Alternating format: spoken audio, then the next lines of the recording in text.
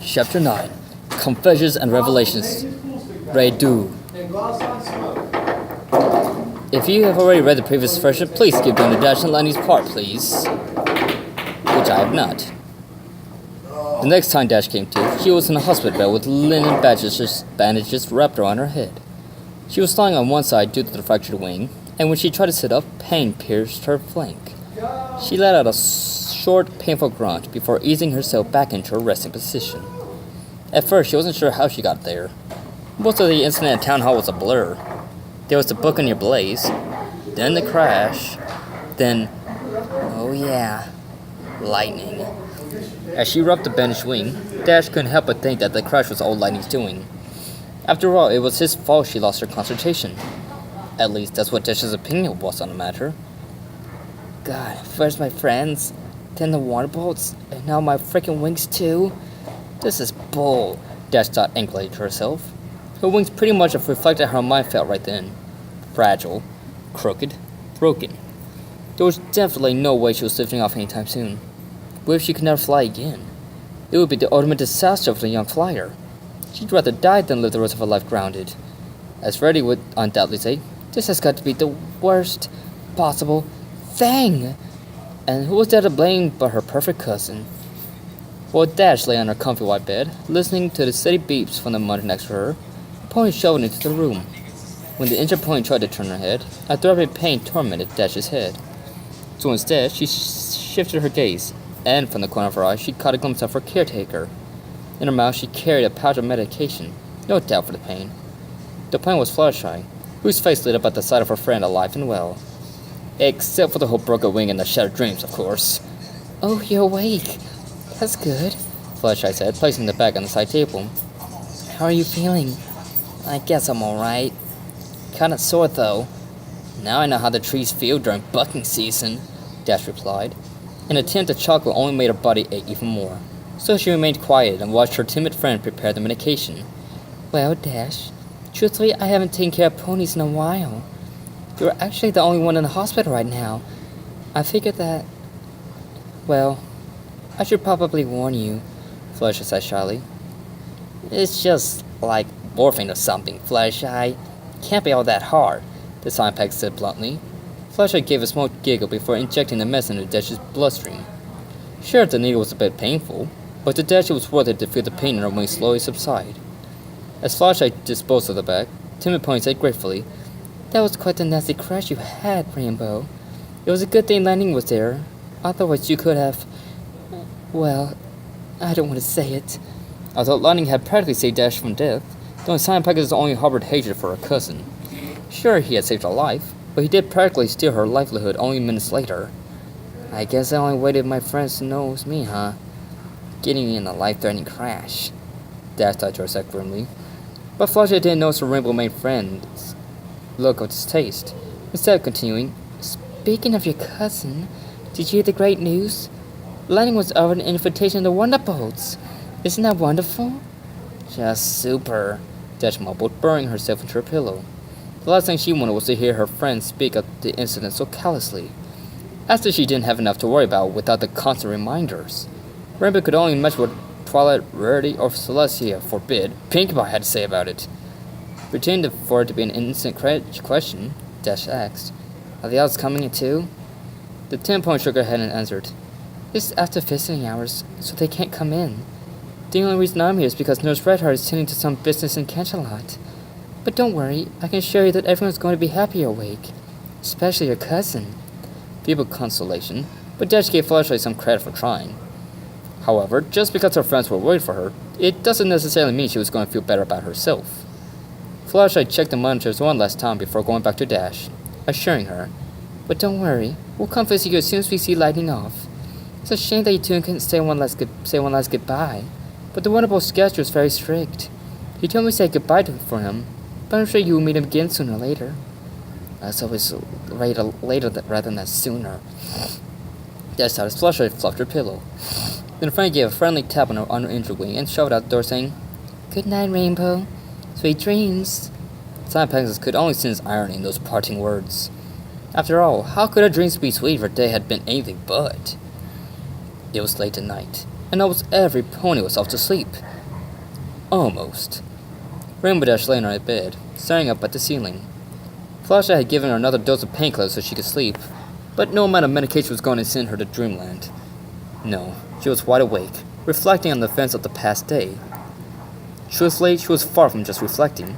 She was absolutely enraged, thinking about her amazing cousin, how he completely took over her friends, her fans, and her life. Frustrated from the lack of sleep, Dash angrily called out, "Can somebody turn off the fucking heat? It's freezing in here!" To Dash's surprise, a shadowy figure appeared from the door, reaching toward the thermometer. The room immediately got warmer, shielding the 2 points from the cold night outside. Leaning back at her pillow, Dash said gratefully, "Thanks." The shadow replied softly, "No problem, Prima." The mysterious pony flicked the light switch on, revealing a steel-colored stallion leaning against the wall. Upon seeing Lightning's surprised appearance, Dash snorted and uttered, "Oh, it's you." Steel Pegasus kept standing in the doorway. And Dash questioned harshly, "How'd you get in here? It's like 1 in the morning." "I snuck in. You guys aren't much for security around here," he replied nonchalantly. "You and I need to have a talk." The stallion strode up to the foot of Dash's bed, attempting to smile. But Dash avoided eye contact, preferring to keep staring at the ceiling. "You can't keep acting like this, Dash," the stallion began, worried. "You've been moving around all day. Obviously something's wrong." He tried to place a caring hoof on Dash's chest, but the mare quickly swiped it away. "Wrong? What could possibly be wrong? My world just got turned off completely upside down. What could possibly be wrong?" The stallion Pegasus replied, her voice dripping with detest. With a look of concern, Lightning said softly, "I want to help you, Araku. But how can I do that if I don't know what the problem is? The problem is that you're perfect, Lightning, and I hate you for it." Dash interrupted, throwing her hoofs in the air. The mare couldn't hold it anymore. Her hatred, her story, any of it. She wanted her cousin to make sure he knew why she hated him. More than anything, Dash wanted him to listen to how tormented she felt, just so she could see Lightning writhe and torment himself. So she began. "Ever since we were children, I was told to be like you. I was told that you were the model Pegasus, and that I should follow in your hoofsteps. I was told that if I was just a fraction of what you were, then maybe I could actually do something with my life. But you know what? If that means being a selfish, ignorant jerk, then no thanks." Simon made a pause to watch her perfect cousin slowly realize what she had meant. But to her surprise, she found her cousin staring right back at her with the same exact defiant glare she was giving him. Was he even listening? Dash thought, unsure. But Lightning was listening. He had been taking every word she had said.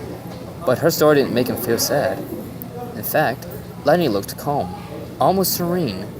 Finally, Lightning blurted, "You think you've had the hard life, Dash?" "Huh? I was always told to make sure you were happy, that you were okay. And I've tried, Article. That's what cousins are supposed to do. Am I wrong?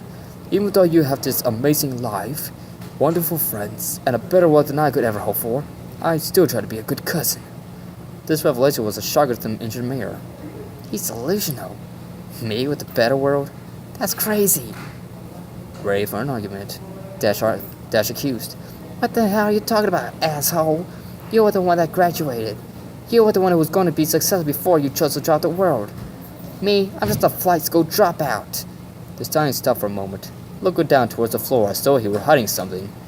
With a sour chuckle, he whispered, "You really believe that story, Article?" "What?" Dash said in disbelief. Her cousin's eyes began to shift, as though he had said something he wasn't supposed to say. The injured mayor, on the other hand, was now captivated by her cousin's words, and now she was attentively sitting up. Biting his lip, the stallion hesitated to speak at first. But finally, he decided to let everything out. "I never wanted to travel the world, Arco. I wanted to become a star back at Venezuela. And I was this close too. But I never did." Dash asked suspiciously, "Why not, huh?" Her cousin slowly looked up at her and said, "Because of you." His eyes showed no resentment, no anger, only sadness, and Dash couldn't even tell if it was for himself or for her. Once the stallion realized his cousin was just going to sit there stunned, he began to recant his tale. "When you dropped out, the others, they didn't take too kindly to your statement. I guess they felt, I don't know, betrayed for what you did. You were every pony's hero. You were the one who pulled off the legendary Sonic Rainbow when you were only a filly. So with the legendary Rainbow Dash left, it wasn't exactly a boost to every pony's morale. His voice had no hint of emotion, but Dash could see he was looking quite uneasy recounting his story.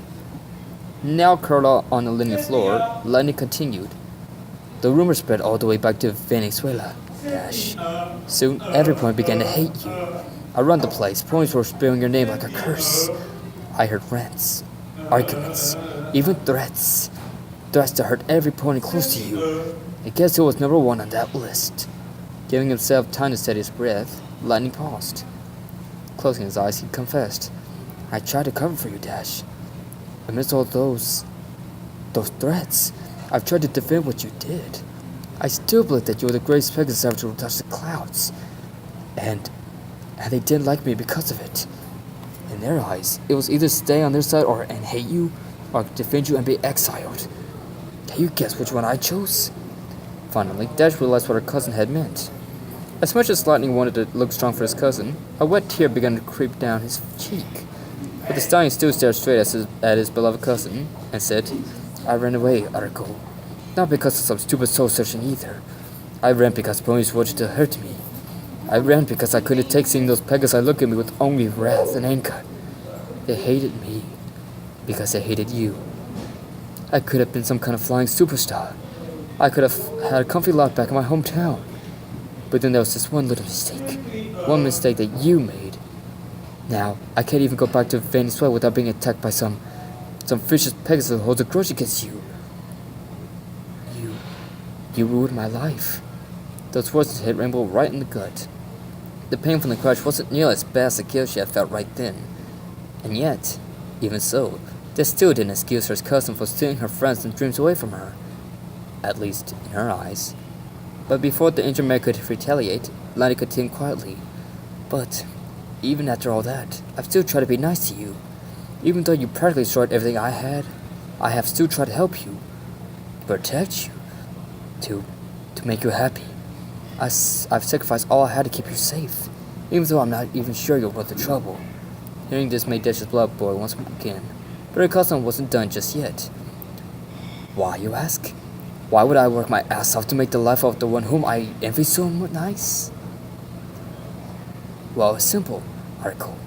Because we're family, and I thought that's what good family members do. At least, that's what I thought.